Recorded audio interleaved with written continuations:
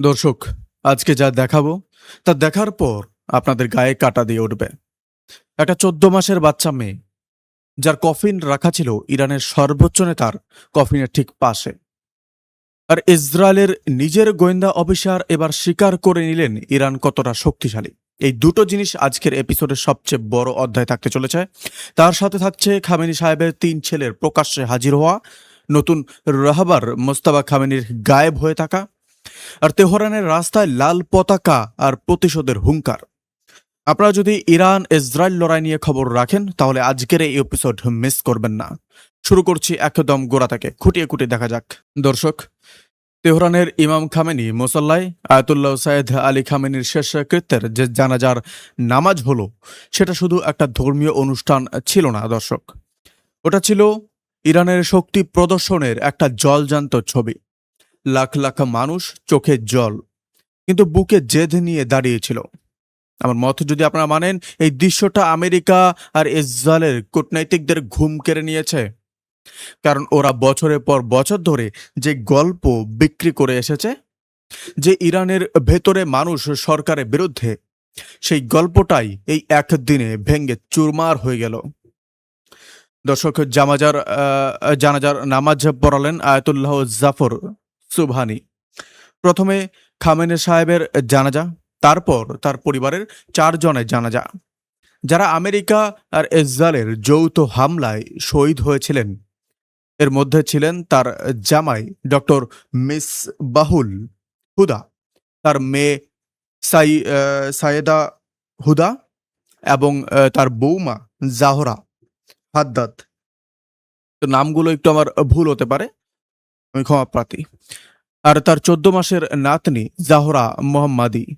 তো আপনারা একবার ভাবুন দর্শক, একটা ১৪ মাস বয়সের বাচ্চা, যার এখনো ঠিক মতো হাঁটতেই শেখেনি, তাকেও বাদ দেয়নি এই হামলা। আমি একটা জিনিস স্পষ্ট বলছি, এটা কোনো সামরিক টার্গেট ছিল না, এটা একটা পরিবারকে শেষ করে দেওয়ার চেষ্টা ছিল। দর্শক, ওই ছোট্ট জাহরার কফিন রাখা ছিল একদম খামেনি সাহেবের কফিনের পাশেই।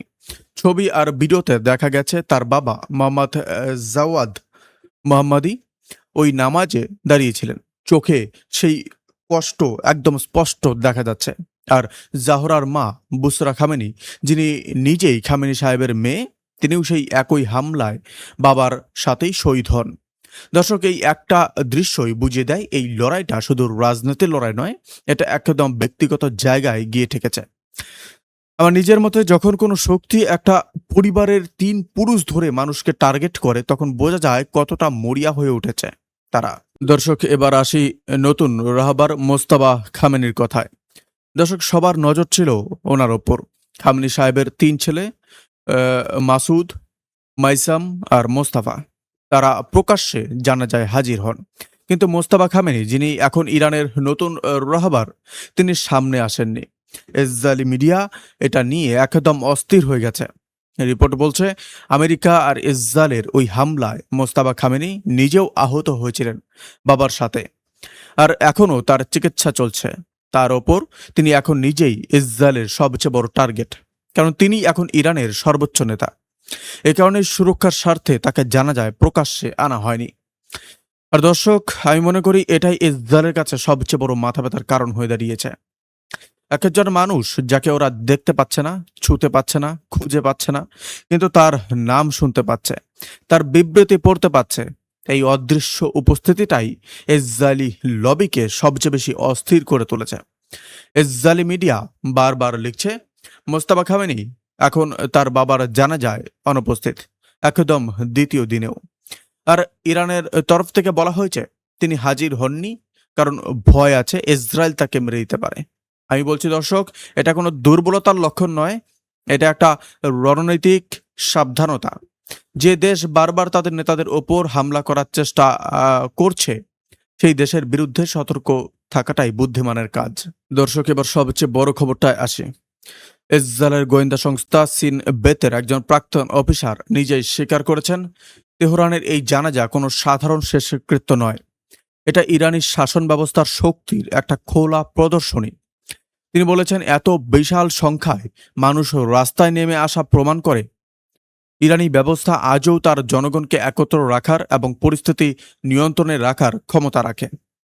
দর্শক, এটা আমি বানিয়ে বলছি না, এটা নিজেই ইসরায়েলের ভেতর থেকে আসা স্বীকারোক্তি। আমার মতে যদি আপনারা মানেন, এটাই আসল সত্যি। বছরের পর বছর আমেরিকা আর ইসরায়েল যে প্রচার চালিয়েছে যে ইরানের মানুষ সরকারের বিরুদ্ধে বিরুদ্ধে বিদ্রোহ করতে তৈরি, এই প্রচারের মুখোশ এই একটা জানাজাতেই খুলে গেল। এই বিবৃতিটা এমন একটা সময় এলো যখন আমেরিকার প্রেসিডেন্ট ডোনাল্ড ট্রাম্প বারবার ইরানের ওপর চাপ বাড়ানোর কথা বলছেন। আমি বলছি দর্শক, চাপ দিয়ে ইরানকে ভাঙা যায় না। ইরানের মানুষ তাদের ইতিহাসে বারবার প্রমাণ করেছে, বাইরের চাপ তাদের আরও একজোট করে দেয়, ভেঙে দেয় না। দর্শক, আর একটা দৃশ্যের কথা বলি যেটা দেখলে গায়ে শিহরণ লাগে। জানাজার মধ্যে পুরো তেহরান জুড়ে লাল পতাকা উঠতে দেখা গেছে, আর লাখ লাখ মানুষ একের সাথে একটাই স্লোগান দিচ্ছিল, ইয়া লাসারাত আল হোসেন। দর্শক, যারা জানেন না তাদের বলি, এটা শিয়া ঐতিহ্যের একটা পূর্ণ স্লোগান, যার মানে হলো, ওহে ইমাম হুসেনের রক্তের বদলা নেওয়া মানুষেরা। এটা হচ্ছে স্লোগান। তো শিয়া রীতিতে লাল পতাকা মানে হলো নিরাপরাধ মানুষের রক্ত ঝরেছে আর ইনসাফ এখনো বাকি। মহরমের সময় এই লাল পতাকা দেখা যায়, কিন্তু এমন পরিস্থিতিতে এটা প্রতিশোধ আর ইনসাফের দাবির প্রতীক হয়ে দাঁড়ায়। বা নিজের মতে যদি আপনারা মানেন, এই স্লোগান আর এই লাল পতাকা বুঝিয়ে দিচ্ছে ইরান এই হামলার জবাব দেওয়ার জন্য প্রস্তুত হচ্ছে। এটা শুধু কথার কথা নয়, এটা একটা জাতির সংকল্প। যারা ভেবেছিল খামেনি সাহেবের মৃত্যুর পর ইরান দুর্বল হয়ে পড়বে, তাদের জন্য এই দৃশ্যটাই সবচেয়ে বড় জবাব। দর্শক, শেষকৃত্যের পরের কর্মসূচির কথা বলি এবার। জানাজার প্রথম দিনের পর তেহরানে একটা বড় শোকযাত্রা বের হবে। তারপর খামেনি সাহেবের দেহ নিয়ে যাওয়া হবে ইরানের কোম শহরে। এরপর প্রতিবেশী দেশ ইরাকের নাজাফ আর কারাবালাতেও অনুষ্ঠান হবে, সেখানেও জানাজা নিয়ে যাওয়া হবে। সর্বশেষ খামেনি সাহেবকে ইরানের মাসাদ শহরে ইমাম রেজার হারামে সমাহিত করা হবে। দর্শক, আপনারা ভাবুন, একটা মানুষের শেষের যাত্রায় এত দেশ জড়িয়ে যাওয়া, এটা বোঝায় ইরানের প্রভাব আসলে কতদূর বিস্তৃত। দর্শক, শেষ করার আগে আমার একটা কথা বলা আছে। আমি মনে করি এই পুরো ঘটনা প্রমাণ করে দিল আজ ইরানকে দুর্বল ভাবাটা একটা বড় ভুল। একটা জাতির নেতাকে তার পরিবারকে টার্গেট করে হামলা করে তুমি সেই জাতিকে ভয় পাওয়াতে পারো না, বরং তুমি তাদের আরও একজোট করে দিচ্ছ। ইসরায়েলের নিজের গোয়েন্দা অফিসার এটা স্বীকার করে নিয়েছে। এটাই সবচেয়ে বড় প্রমাণ। আর রাশিয়ার সাথে ইরানের যে সম্পর্ক, সেটাও এই পরিস্থিতিতে আরও মজবুত হবে বলেই আমার বিশ্বাস। কারণ দুটো দেশই এই রকম চাপের মুখে দাঁড়িয়ে আছে পশ্চিমা শক্তিগুলোর বিরুদ্ধে। আপনাদের কি মনে হয় দর্শক, মোস্তাফা খামেনি কি সত্যিই লুকিয়ে আছেন সুরক্ষার কারণে, নাকি এর পেছনে অন্য কোনো কারণ আছে? কমেন্টে জানান আপনাদের মতামত। ভিডিওটা ভালো লাগলে চ্যানেলটা সাবস্ক্রাইব করে রাখুন, লাইক করুন। আর পরের এপিসোডে দেখা হচ্ছে। নমস্কার, আমার নাম লক্ষণ। আমি ভারত ওয়েস্ট বেঙ্গল থেকে এই খবর প্রচার করছি। আপনারা কোথা থেকে দেখছেন, আপনাদের নাম কি অবশ্যই কমেন্ট বক্সে জানাবেন। বিশ্লেষণটি ভালো লাগলে অবশ্যই কমেন্ট করতে ভুলবেন না।